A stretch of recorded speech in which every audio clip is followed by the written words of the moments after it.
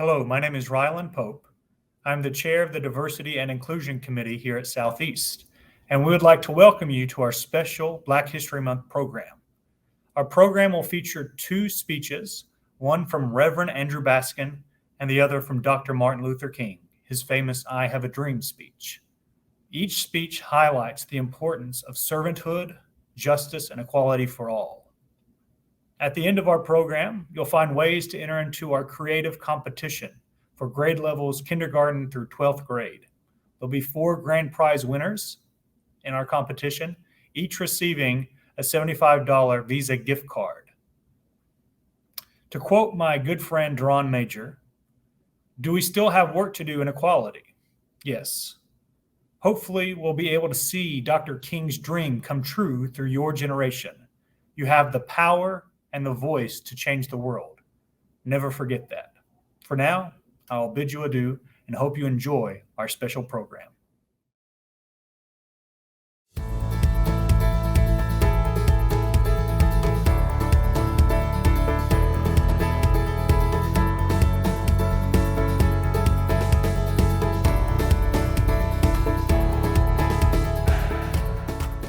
Reverend Andrew Baskin is an adjunct professor at Simmons College of Kentucky.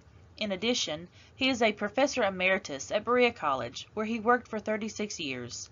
He earned his Master of Arts in American History from Virginia Tech and Bachelor of Arts in History from Berea College. Baskin has taught on the undergraduate level for 49 years. He has been the editor of The Griot, the Journal of African American Studies, from 1986 to the present. He is a former member of the Lincoln Foundation Board of Trustees, the Berea Independent Board of Education, City of Berea Code Enforcement Board, and the Kentucky Humanities Council. Reverend Baskin was licensed and ordained into the ministry by the Elizabeth Missionary Baptist Church in Richmond, Kentucky in 2005 and 2008, respectively. He was the pastor of Hamilton Chapel Baptist Church in Flatlick, Kentucky from 2009 through 2018. He served the London District Missionary Baptist Association as moderator and the first vice moderator. He is a member of the State Publishing Board of the General Association of Baptists in Kentucky and former editor of the American Baptist newspaper. Good afternoon. I'd like to thank the Diversity Committee of Southeast Kentucky Community and Technical College for this opportunity to speak to you today about Dr. Martin Luther King Jr. I will not try to identify all the members of the committee because I found out one of the worst things that you can do is to leave out someone. But I want to make sure that all members of the committee know that how much I appreciate this opportunity that you have given me. The title of my address today is Dr. Martin Luther King Jr., a drum major for justice. Dr. Martin Luther King Jr. left us a legacy that helped move our nation towards equality for all. He was a martyr. That means that Dr. King put his life on the line for his beliefs. And though there were threats of death that came to him daily, such as the bombing of his home in Montgomery, Alabama, and Dr. King being stabbed in Harlan, New York in 1958, King strived to cash, quote, the bad check marked insufficient funds, unquote, that had been given to African Americans by this nation. Many of you here are old enough, like me, to remember the days of Jim Crow, when white supremacy ruled with an iron hand, a clenched fist, biting dogs, and blasting water hoses. Many of us remember what it was like to be treated like a second-class citizen, unable to eat at the same table as a white person, to enter by the front door, to be unable to vote, to be unable to borrow money from a bank, and to be unable to get a good job. Many of us remember the separate bathrooms and water fountains. And yes, in some laws, some states there were laws such as one where it was illegal for blacks and whites to look out the same window. Many of you also remember the segregated lunch counters in movie theaters. And you also remember the lynchings that occurred for dating someone white, or not especially a white woman, or not speaking to a white person in a respectful manner. And you also remember the black men and women who disappeared in the middle of the night and were never seen again. Dr. King, he fought for African Americans' complete freedom to live as equal citizens under the law. But unfortunately, some blacks and whites were afraid to upset the status quo, and they refused to support the dreamer. But thank God for Dr. King. He had a calling on his life, and fear did not keep him from the nonviolent civil disobedience necessary to procure our equality. Beginning with the Montgomery bus boycott all the way to his death on the balcony in Memphis, Tennessee, Dr. King persistently and courageously challenged America. He challenged America from the back of the bus to the front of the bus. He challenged America from the hot jails of the steaming South to the cold, indifferent streets of the North. He challenged America from the dream revealed on the steps of the Washington Capitol in 1963 to the dream bloodied in the streets of Selma, Alabama, on the way to Montgomery, Alabama. And the more that Dr. King challenged the status quo, the greater the hatred towards him grew. But Dr. King would not allow that to manipulate and to mold his message. He spoke the painful truths that resonate still today. Let me just give you 3 of those truths that he spoke. First, Dr. King said that a nation that continues year after year to spend more money on military defense than on programs of social uplift is approaching spiritual death. Second, he said if the church does not recapture its prophetic zeal, it will become an irrelevant social club without moral or spiritual authority. And third, Dr. King told us if a man hasn't discovered something that he will die for, he isn't fit to live. In a world that we live in where greatness is measured by accomplishments, there is no American greater than Dr. King. But let me emphasize, I did not say perfect. Dr. King was not perfect, but you can be great and not be perfect. He forced America to look into the mirror and see the realities of its actions and inactions. And the source of his greatness was Dr. King followed his religious principles and beliefs as were stated in a sermon on February the 4th, 1968, titled The Drum Major Instinct. And in this sermon, Dr. King will encourage his congregation to seek greatness, but to seek greatness through service and love. Dr. King said, if you want to be important, wonderful. If you want to be recognized, wonderful. If you want to be great, wonderful. But recognize that he who is greatest among you shall be your servant, unquote. That's a different definition of greatness. 54 years later, I can stand here and say, despite his personal flaws, Dr. King achieved the mark of greatness. He was a leader, but more importantly, he was a servant. And in this sermon, and as if you would interact with me long enough, you know that there is people talk about, I have a dream. They're going to talk about that I have a dream speech, and they're also going to talk about his last sermon, where he going to the mountaintop sermon. But for some reason, I focus on this one, the drum major sermon, where he talks about greatness.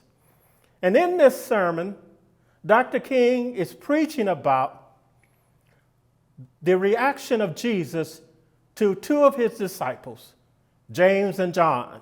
And I know I have some Christians who are listening to me who know that what I'm talking about when I say I'm coming from Mark 10:35 through 45.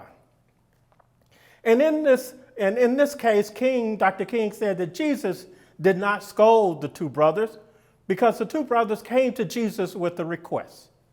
Dr. King said, Jesus said to them, he did not say you're out of place. Jesus didn't say to the two brothers, you are selfish. He didn't say to them, why would you raise such a question? When we read the passages of Scripture, we would probably automatically condemn the brothers for making a selfish request to Jesus. However, Dr. King teaches us as we look honestly at ourselves, we have the same desire for importance or recognition. We also have within us the same desire to be first. Deep down inside of all of us is this instinct. It's called the drum major instinct. It is a desire to be out front. It is a desire to lead the parade. It is a desire to be first. So instead of condemnation, Jesus understood. And Jesus focused on how to direct the instinct to benefit humanity. And basically, Dr. King teaches us that Jesus said, oh, I see you want to be first.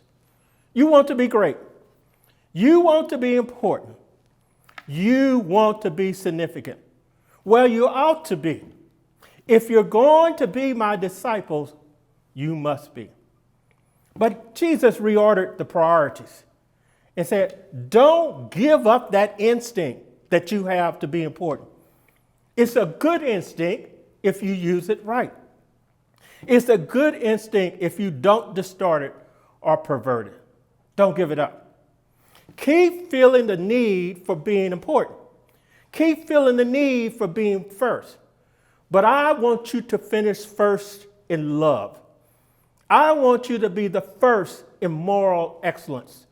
I want you to be the first in generosity. This is what I want you to do. So it was like Dr. King is saying, it's like Jesus transformed the situation by giving us a new definition of greatness. And you know how he said it? Jesus said to James and John, now, brethren, I can't give you greatness. And really, I can't make you first. You must earn it. True greatness comes not by favoritism, but by fitness. And the right hand and the left hand are not mine to give. They belong to those who are prepared. And so Jesus was giving us a new norm of greatness. And King went on to say, if you want to be important, wonderful. If you want to be recognized, wonderful. If you want to be great, wonderful. But recognize that he who is greatest among you must be your servant. That's the new definition of greatness that I think we need to use more often. That means that everybody who hears my voice can be great, because everybody can serve. You don't have to have a college degree to serve. You don't have to know how to make your subject and your verb agree to serve. You don't have to know about Plato. You don't have to know about Aristotle to serve. You don't have to know about Einstein's theory of relativity to serve. You don't have to know about the second theory of thermodynamics in physics to serve.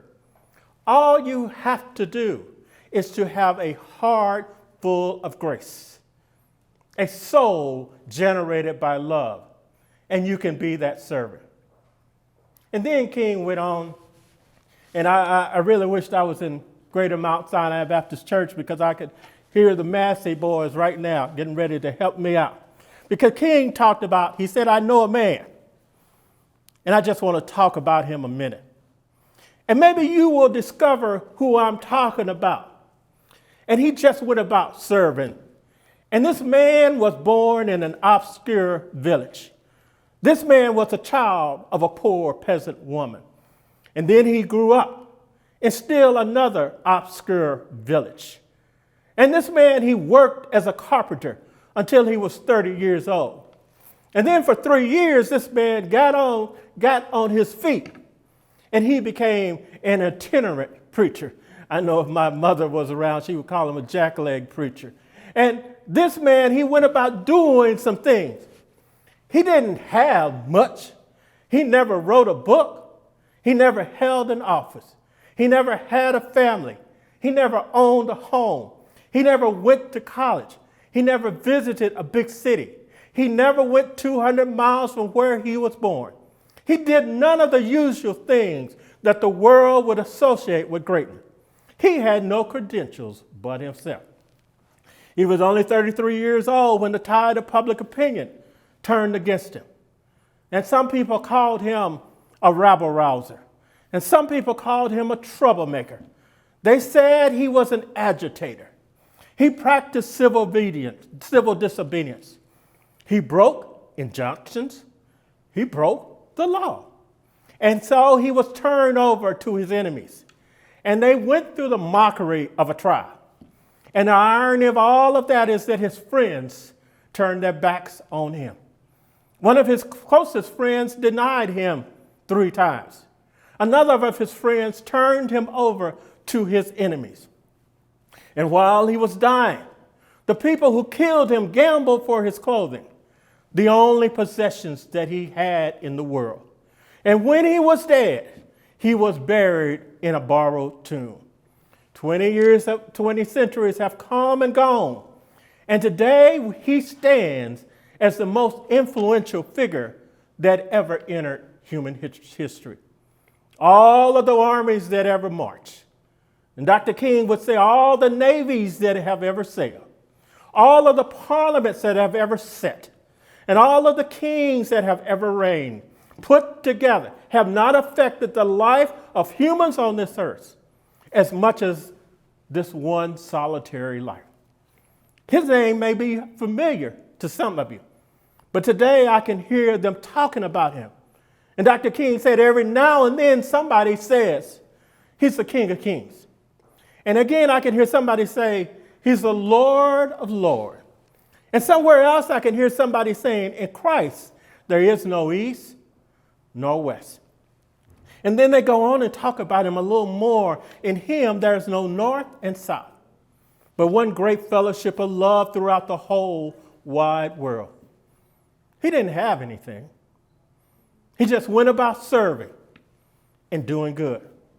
This morning or this afternoon, each and every one of us, as we come here this morning to this event, to recognize the birthday of Reverend Dr. Martin Luther King Jr., we can be on his right hand and we can be on his left hand of this person if we are willing to serve, because it's the only way to enter into heaven. But Dr. King closed. In his closing in this sermon, he said something I think all of us need to remember. Every now and then, I guess we all think realistically about that day when each and every one of us will be victimized by what is called life's final common denominator. You know, where that reservation that all of us have without cancellation, that thing called death. I'm sure that all of us think about it. And we may not think about it when we're in our 20s, and we may not think about it in our 30s, but I really believe that the older we get, the more mornings we're able to get up. And as I tell you anyone, one thing I found out about getting older is that each morning you find out there's a different part of your body that exists that you didn't know was there the day before. But every day you get up, you know you're a little bit closer to that reservation that you're going to have to fulfill. So I'm saying, as Dr. King said, every now and then we think about our death. And sometimes we even probably want to think about our funerals and how we want to plan our funerals. And Dr. King said, I don't think of it in a morbid sense. And every now and then I ask myself, and maybe what all of us need to do, is what is it that I would want said at my funeral if I leave the world today? Now, of course, we have our own ideas of what we want said, and we know what people are going to say. But this is what Dr. King wanted said. If any of you are around when I have to meet my day, I don't want a long funeral. And if you get somebody to deliver the eulogy, tell them not to talk too long. And every now and then I wonder what I want them to say. But I'll tell them not to mention that I had a Nobel Peace Prize, because that's not important. Tell them not to mention that I have 300 or 400 other awards. That's not important. Tell them not to mention where I went to school, because that's not important. I like somebody to mention that day that Martin Luther King Jr. tried to give his life serving others. I like for somebody to say that day that Martin Luther King Jr. tried to love somebody. I want somebody to say that day that I tried to be right on the question of the Vietnam War. I want somebody to be able to say that I did try to feed the hungry. And I want somebody to be able to say on that day that I did try in my life to clothe those who were naked. And on that day, I want somebody to be able to say that I did try in my life to visit those who were in prison. On that day, I want somebody to say that Martin Luther King Jr. tried to love and serve humanity. And if you want to say that I was a drum major, say that I was a drum major for justice. Say that I was a drum major for peace. I was a drum major for righteousness. And all the other shallow things will not matter. I won't have any money to leave behind. I won't have the fine and luxurious things of life to leave behind.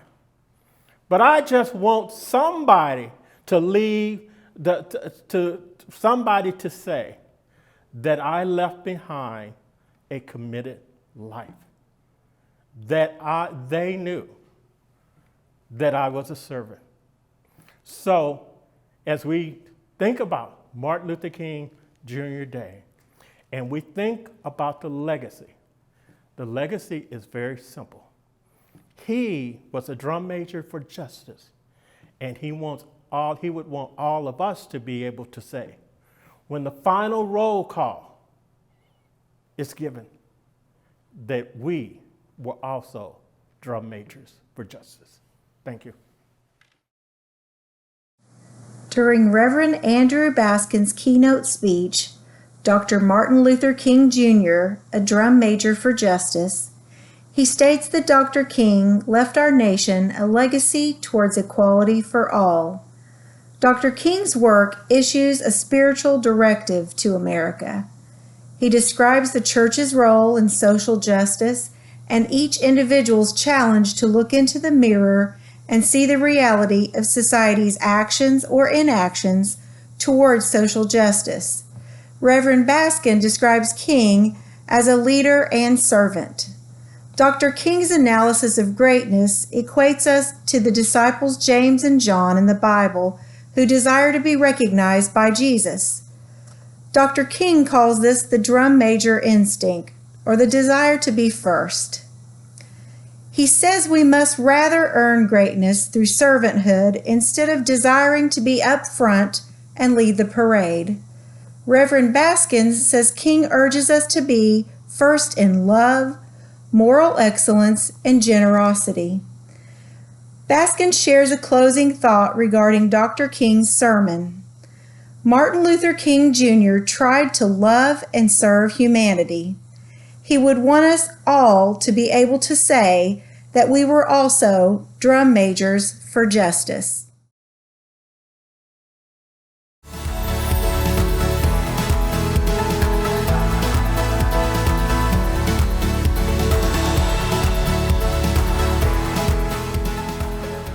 Hello, my name is Sherry Tinsley. I am the Director of Advising at Southeast Kentucky Community and Technical College. Dr. Martin Luther King Jr., born in Atlanta, Georgia on January the 15th, 1929, Martin Luther King Jr. made it his life's mission to bring compassion, fairness, and racial equality to all United States citizens throughout the 1950s and 1960s. The social activist and civil rights leader fought against enforced segregation, policy that plagued many states within our country through peaceful marches and nonviolent protest. Dr. King was well educated, receiving a bachelor's degree in sociology from Morehouse College in 1948, a bachelor's degree in divinity from Crozar Theological Seminary in 1951, the first integrated school that he had attended, and a PhD in theology from Boston University.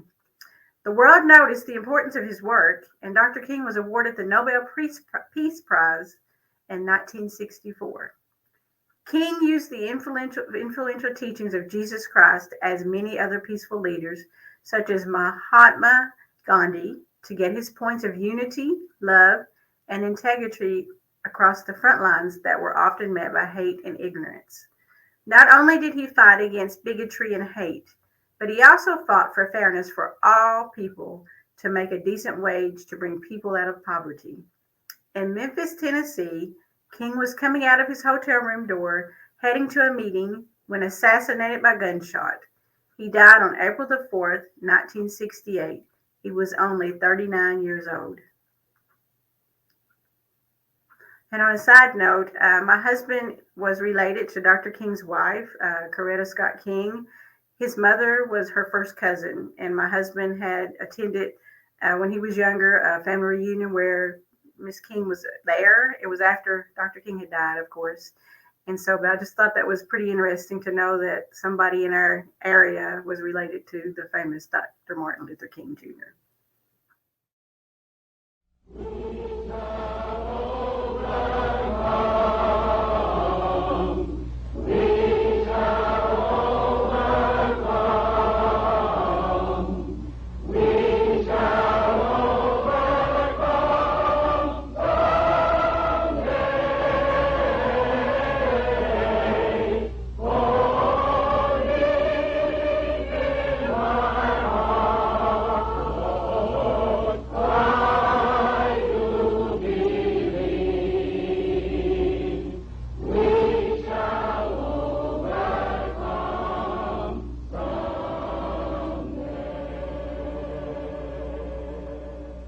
At this time, I have the honor to present to you the moral leader of our nation. I have the pleasure to present to you Dr. Martin Luther King, Jr.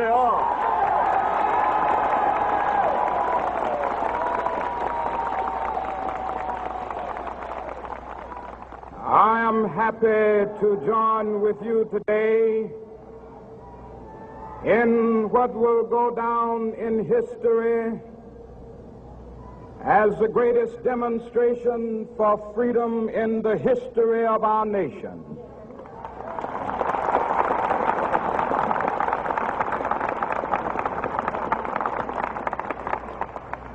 Five score years ago, a great American in whose symbolic shadow we stand today signed the Emancipation Proclamation. This momentous decree came as a great beacon light of hope to millions of Negro slaves who had been seared in the flames of withering injustice. It came as a joyous daybreak to end the long night of their captivity. But 100 years later, the Negro still is not free. 100 years later, the life of the Negro is still sadly crippled by the manacles of segregation and the chains of discrimination.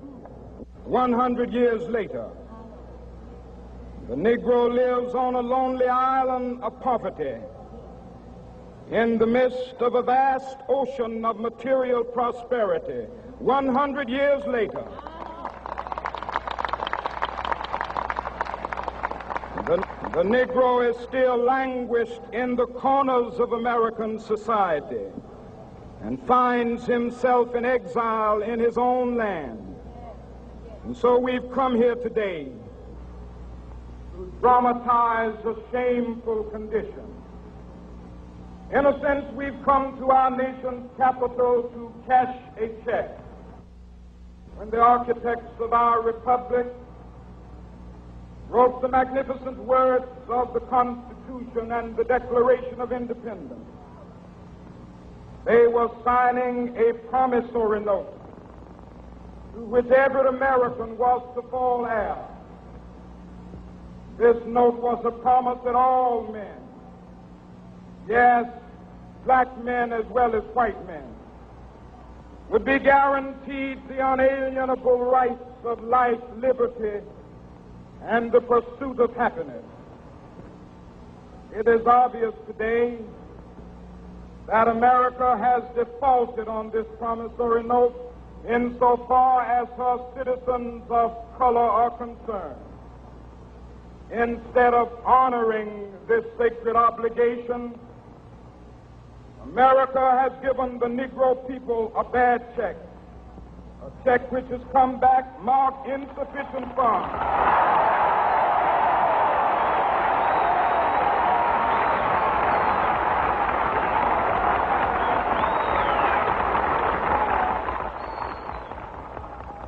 But we refuse to believe that the Bank of Justice is bankrupt. We refuse to believe that there are insufficient funds in the great vaults of opportunity of this nation. So we've come to cash this check, a check that will give us upon demand the riches of freedom and the security of justice.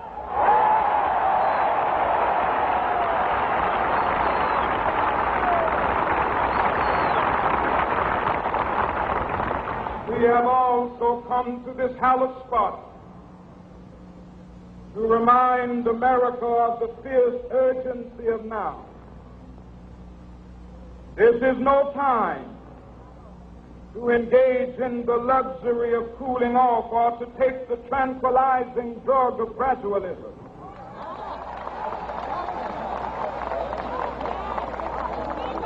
Now is the time to make real the promises of democracy.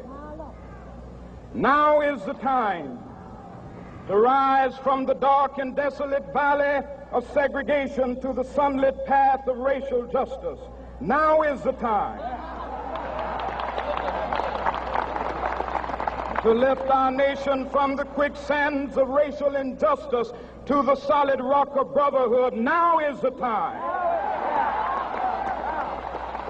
to make justice a reality for all of God's children. It would be fatal for the nation to overlook the urgency of the moment. This sweltering summit of the Negro's legitimate discontent will not pass until there is an invigorating autumn of freedom and equality. 1963 is not an end, but a beginning.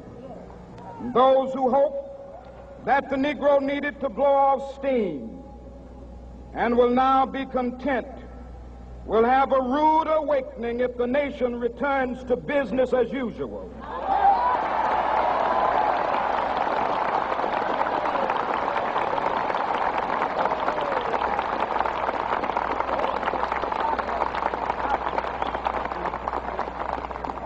There will be neither rest nor tranquility in America until the Negro is granted his citizenship rights, the whirlwinds of revolt will continue to shake the foundations of our nation until the bright day of justice emerges. But that is something that I must say to my people who stand on the warm threshold which leads into the palace of justice. In the process of gaining our rightful place, we must not be guilty of wrongful deeds.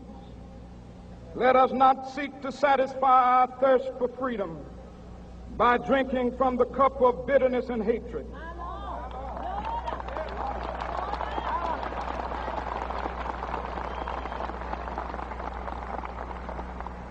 We must forever conduct our struggle on the high plane of dignity and discipline.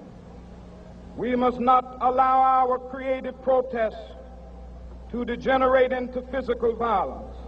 Again and again, we must rise to the majestic heights of meeting physical force with soul force. The marvelous new militancy which has engulfed the Negro community must not lead us to a distrust of all white people. For many of our white brothers, as evidenced by their presence here today, have come to realize that their destiny is tied up with our destiny.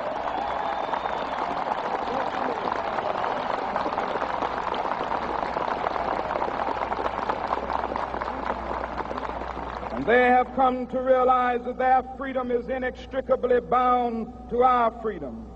We cannot walk alone. And as we walk, we must make the pledge that we shall always march ahead. We cannot turn back. There are those who are asking the devotees of civil rights, when will you be satisfied? We can never be satisfied as long as the Negro is the victim of the unspeakable horrors of police brutality. We can never be satisfied as long as our body is heavy with the fatigue of travel, cannot gain lodging in the motels of the highways and the hotels of the cities.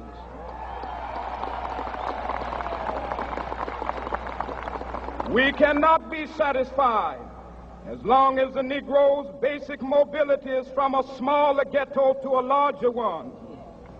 We can never be satisfied as long as our children are stripped of their selfhood and robbed of their dignity by signs stating for whites only.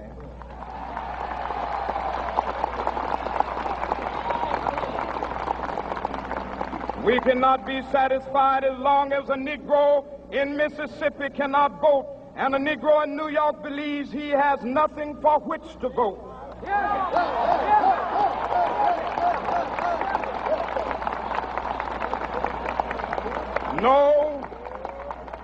No, we are not satisfied, and we will not be satisfied until justice rolls down like waters and righteousness like a mighty stream.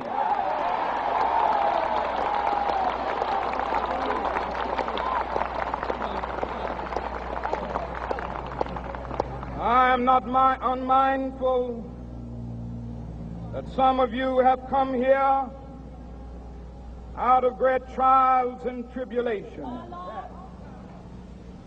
Some of you have come fresh from narrow jail cells.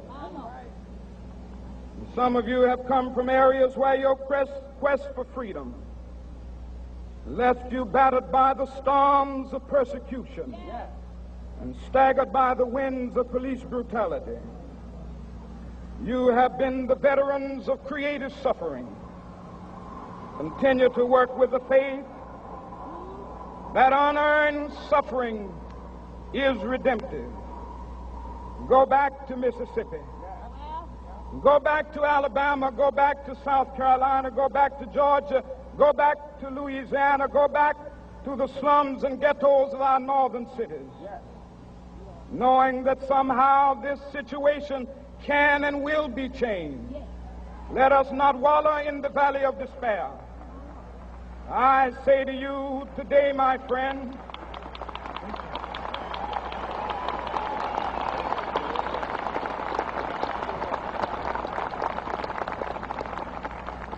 So even though we face the difficulties of today and tomorrow, I still have a dream. It is a dream deeply rooted in the American dream. I have a dream that one day this nation will rise up and live out the true meaning of its creed. We hold these truths to be self-evident, that all men are created equal.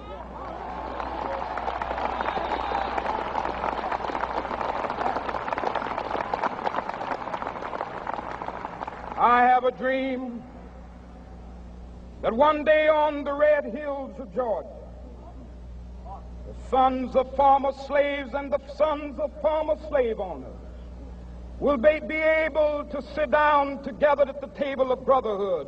I have a dream that one day,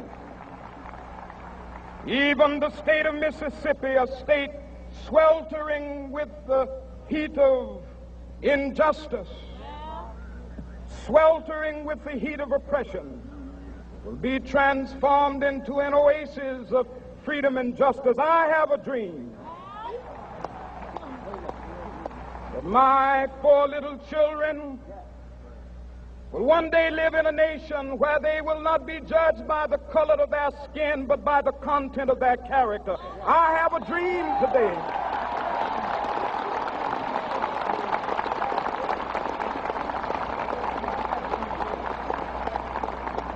I have a dream that one day down in Alabama, with its vicious racists, with its governor having his lips dripping with the words of interposition and nullification, one day right there in Alabama, little black boys and black girls will be able to join hands with little white boys and white girls as sisters and brothers. I have a dream today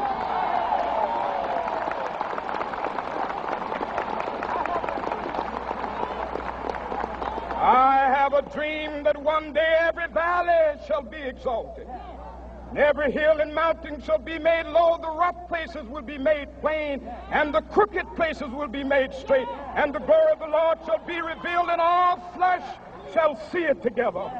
This is our hope. This is a faith that I go back to the South with. With this faith, we will be able to hew out of the mountain of despair a stone of hope. With this faith, we will be able to transform the jangling discords of our nation into a beautiful symphony of brotherhood. With this faith, we will be able to work together, to pray together, to struggle together, to go to jail together, to stand up for freedom together, knowing that we will be free one day. This will be the day. This will be the day when all of God's children will be able to sing with new meaning, "My country, 'tis of thee. Sweet land of liberty, of thee I sing.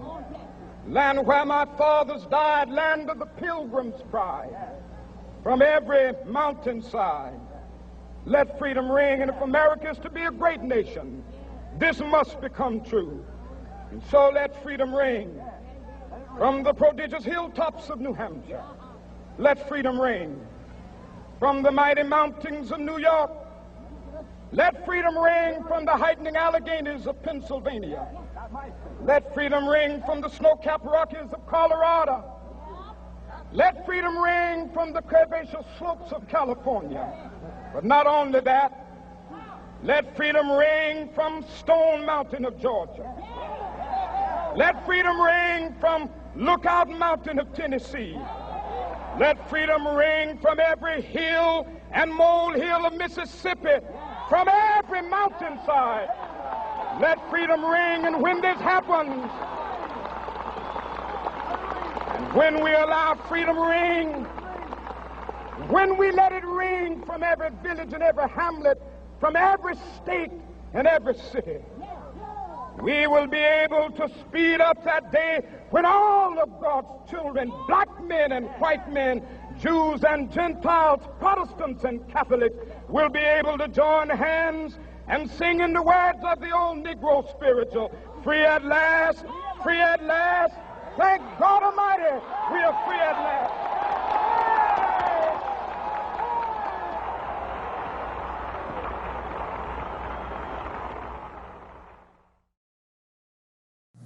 We share with you today these highlights from Dr. King's famous speech.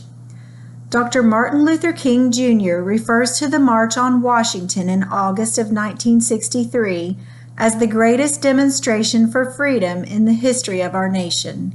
He acknowledges Abraham Lincoln and his work towards freedom for all people.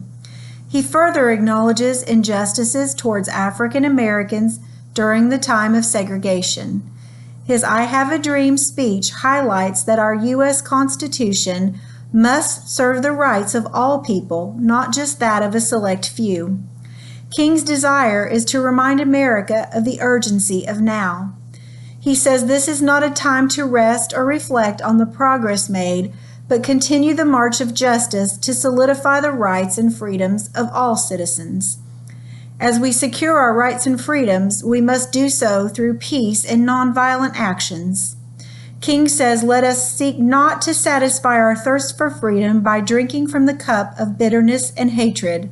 We must forever conduct our struggle on the high plane of dignity and discipline, and we will not be satisfied until justice rolls down like waters and righteousness like a mighty stream. Dr. King recognizes hardships many have endured by just attending the March on Washington. He says, you have been the veterans of creative suffering. Reverend Dr. Martin Luther King Jr. closes with, I have a dream that one day this nation will rise up and live out the true meaning of its creed. We hold these truths to be self-evident, that all men are created equal. I have a dream that my 4 little children will one day live in a nation where they will not be judged by the color of their skin, but by the content of their character. Hello, I'm Professor Tammy Chapman, and I am the Teacher Education Transfer Program Coordinator at Southeast KCTCS. I'm excited to tell you about the Black History Month competition for our K-12 schools, developed and sponsored by the Southeast KCTCS Diversity and Inclusion Committee. The committee has prepared a special Black History Month video featuring Reverend Andrew Baskin's remarks about being a community servant and the historic I Have a Dream speech by the Reverend Dr. Martin Luther King.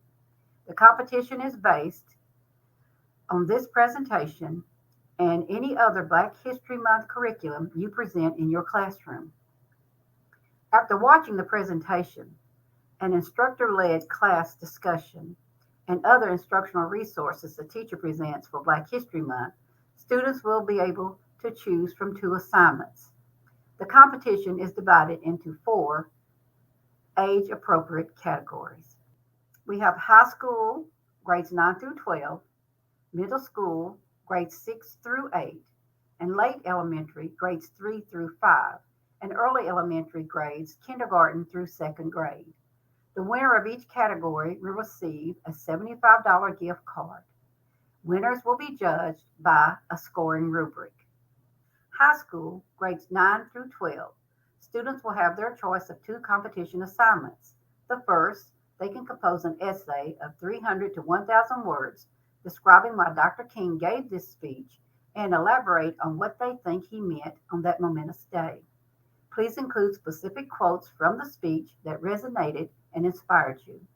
Or assignment 2, they can develop an original artwork such as a poem, visual art piece such as a painting, drawing, or photo, etc. They can do a musical composition, dance, or theatrical monologue such as a speech, expressing their thoughts and feelings about Dr. King's speech about social justice, Black history, or the Civil Rights Movement. Provide along with the original artwork a description around 300 to 500 words describing the work itself and explaining what it represents and the motivation behind it. Middle school, grades 6 through 8, they will have the same choices as the high school. First, they can compose an essay of 300 to 1,000 words describing why Dr. King gave his speech and elaborate on what they think he meant on that momentous day. They need to include specific quotes from the speech that resonated with them and that inspired them. Or assignment 2, they can develop an original artwork, such as a poem, visual art piece, like a painting, drawing, photo, or they can do a musical composition, a dance, or a theatrical monologue, such as a speech, expressing their thoughts and feelings about Dr. King's speech, social justice, Black history, or the Civil Rights Movement. They will need to provide, along with the original artwork, a description of approximately 300 to 500 words describing the work itself, explaining what it represents, and the motivation behind it. Elementary, middle school, grades 3 through 5, they will have a choice of 3 competition assignments. The first, they can develop a lap book while researching a noted civil rights musician. The final product will be a 5-point essay and the development of a lap book. Resources will be provided to the instructor to aid in this project. Or they could draw a picture of their dream for their future and describe the drawing. Or students can write a letter to Dr. King and discuss their dream for their future. And finally, elementary grades, kindergarten through 2nd grade. They will be provided a storybook about Dr. King's speech, and along with the class discussion and any other instructional resources a teacher may present for Black History Month, the students will have a choice of 2 competition assignments.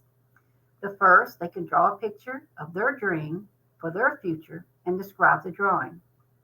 Secondly, they could write a letter to Dr. King and discuss their dream for their future. 2 competition assignment choices are provided for each grouping to allow the teacher to determine an activity that is developmentally age appropriate. Teachers are provided with supplemental educational resources and a turnkey lesson plan. We hope you will choose to participate in this Black History educational event, and we look forward to seeing the students' work products. The committee wants you to know that we appreciate your academic and professional efforts in educating your students toward an educated and culturally competent community.